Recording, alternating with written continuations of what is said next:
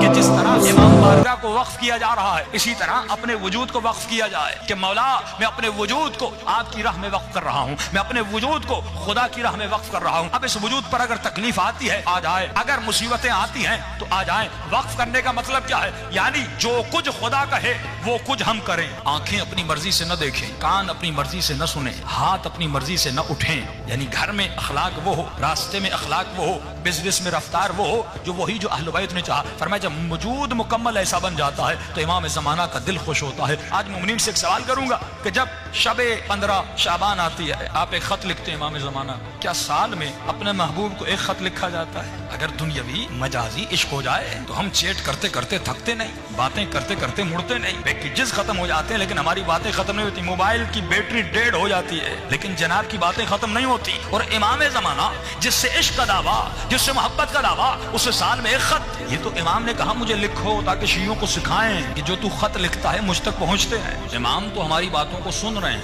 لیکن مولا نے یہ کیوں کہا کہ مجھے خط لکھو؟ اس کا مطلب مولا اپنے چاہنے والوں کو ٹرینڈ کروانا چاہ رہے تھے، کیونکہ خط لکھنے سے پہلے زمانے میں جب مولا نے کہا تھا وہاں پر صرف خط کا ذریعہ تھا، ای میل تو نہیں تھا، فون تو نہیں تھی۔ اس وقت تنہا ذریعہ ارتباط جو انسان آپ سے دور ہوتا ہے آپ اسے خط لکھتے ہیں، اس کی ایڈریس پر خط بھیجتے ہیں۔ تو مولا نے کہا مجھے خط لکھو تاکہ پہلی بات تو تجھے یقین ہو جائے تیرا کوئی مولا ہے جو تمہارے خطوط کو پڑھتا ہے، جو تمہارے خط کو دیکھتا ہے، تاکہ یقین ہو فزیکلی ایک ارتباط ہو تمہارا امام زمانہ کے ساتھ۔ کیونکہ آپ کبھی ایسے انسان کو خط نہیں لکھتے جس کا وجود ہی نہ ہو، جو مر چکا ہو اس کو کبھی خط نہیں لکھا جاتا۔ خط اسے لکھا جاتا ہے جو زندہ ہو، خط اسے لکھا جاتا ہے جو آپ کا خط پڑھے۔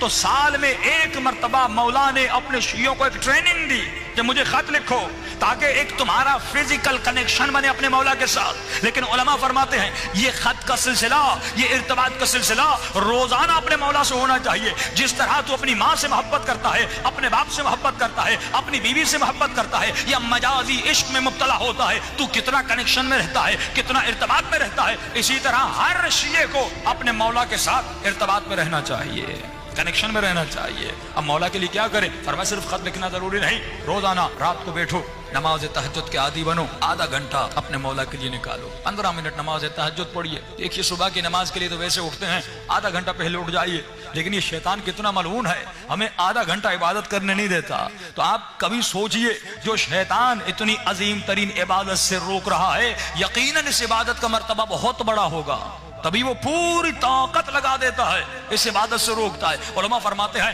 کہ اگر یہ قرآن کی آیتیں یا رات کو دعا کر کے سو جاؤ یا کوئی الارم رکھ کے سو جاؤ، پھر آپ کو محسوس ہوگا یہ معلوم مجھے کتنا روکتا ہے۔ فرمایا صرف 40 دن نماز شب پڑھو اور صرف 40 دن امام زمانہ کے باتیں کرو، 15 منٹ مولا سے کلام کرو، یا اگر خط لکھنا ہے خط لکھو، پھر درخت دریا میں جا کر پھینک کر، لیکن خط لکھنے کی بھی ضرورت نہیں، روزانہ 15 منٹ باتیں کرو، محبت بھری باتیں کرو۔ اگر تکلیف ہے تو امام سے شیئر کرو، اگر مصیبت ہے تو اپنے مولا سے شیئر کرو۔ جب وہ مولا کہہ رہے ہیں میں تمہارا باپ بھی ہوں، میں تمہارا بھائی بھی ہوں، میں تمہارا دوست بھی ہوں، میں تمہارا رفیق بھی ہوں، یعنی ہر رشتہ امام زمانہ کے ساتھ ہونا چاہیے۔ لیکن ہم نے مولا کو صرف ایک محفل بنا دیا کہ سال میں ایک فنکشن کرنا ہے 15 شعبان کا، اور ایک دعائے کمیل پڑھنی ہے اور جمع ہونا ہے، خط لکھنے ہیں، مولا شادی نہیں ہو رہی، مولا پیسہ نہیں، مولا جاب نہیں ہو رہی۔ اور یہ مومنین جب کربلا بھی جاتے ہیں یہی دعائیں کرتے ہیں۔ تو کبھی سوچئے امام بھی کہتے ہوں گے تو جب بھی آتا ہے کچھ مانگنے آتا ہے، جب بھی گئے مانگنے گئے، کا فرمایا کبھی کچھ دینے بھی تو آ دیا کیا ہم نے امام کو؟ آج ہم نے اپنے آقا کو کیا دیا؟ مولا فرماتے کچھ دینے بھی آ۔ کبھی بیٹا مانگتا ہے، کبھی اولاد مانگتا ہے، کبھی کیا مانگتا ہے، کبھی کیا مانگتا ہے، کبھی اپنے آقا کو کچھ دینے آ۔ مولا کیا آپ کو پیسے چاہیے؟ فرمایا مجھے پیسوں کی ضرورت نہیں۔ مولا کیا آپ کو مال چاہیے؟ کیا آپ کو دولت چاہیے؟ کیا آپ کو گھر چاہیے؟ فرمایا نہیں، مجھے تو چاہیے، مجھے تو چاہیے۔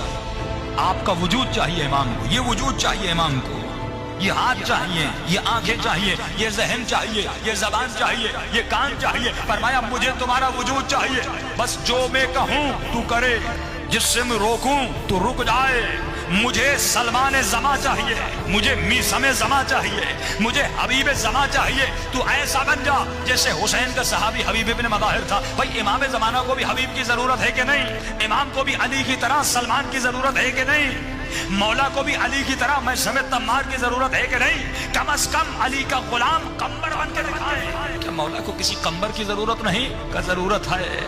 لیکن وہ غریب امام زمانہ فرماتے ہیں آج 1000 سال گزر گئے، فرمایا تکو تنہا اس زمانے میں جی رہے ہیں، امام کو اصحاب کی بہت ضرورت ہے، اسی لیے امام نے ایک عدد بتایا کہ جب تک 313 کا عدد مکمل نہیں ہوتا تب تک میرا ظہور نہیں ہوتا۔ اس بات سے ثابت ہوتا ہے آج اگر 400 ملین پوری دنیا میں ہے لیکن 313 ابھی تک نہیں ہے، کیونکہ دین قربانی مانگتا ہے۔ اس انسان کو زیارت کربلا کی اہمیت کا پتہ نہ ہو، فرمایا وہ زیارت تو کرنے جائے گا لیکن وہ معرفت حاصل نہیں کر سکے گا۔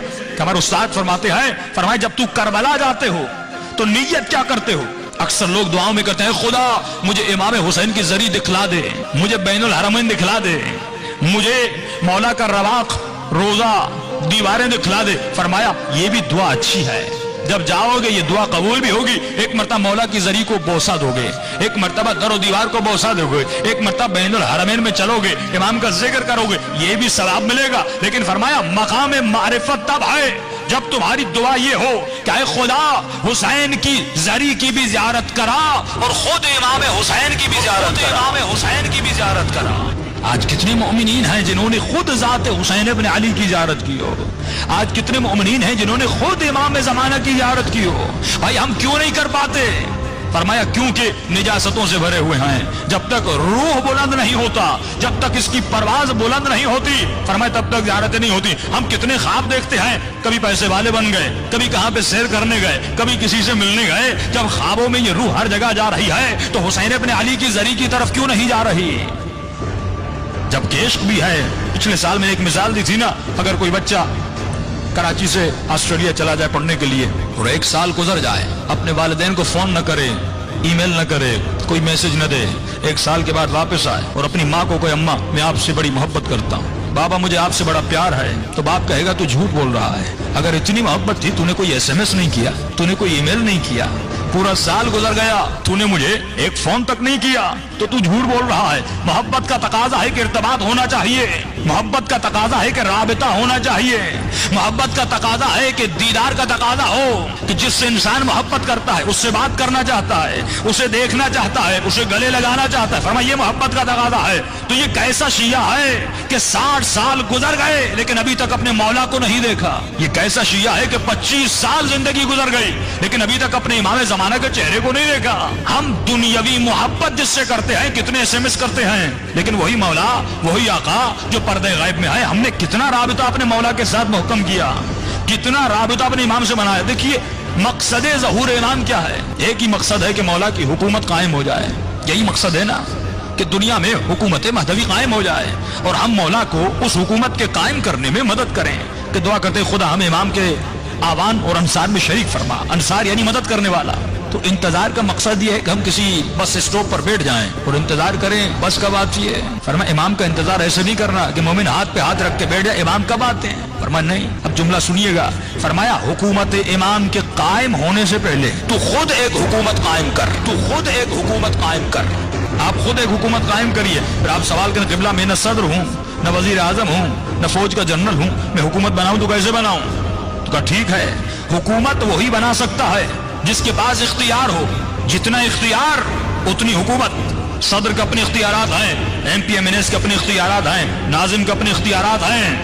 فرمایا تمہارا اختیار جہاں تک ہے وہاں تک امام زمانہ کی حکومت بنا۔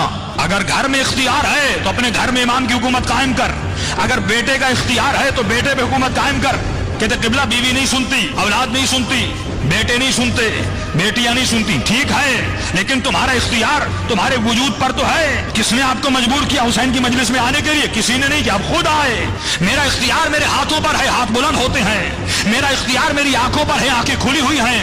آپ کا اختیار آپ کے کانوں پر ہے، آپ کی زبان پر ہے، آپ بولتے ہیں۔ فرمایا تمہارا اختیار تمہارے وجود پر ہے۔ امام زمانہ کی حکومت کے قائم کرنے سے پہلے خود اپنے اعضاء و جوارح پر مولا کی حکومت کو قائم کر۔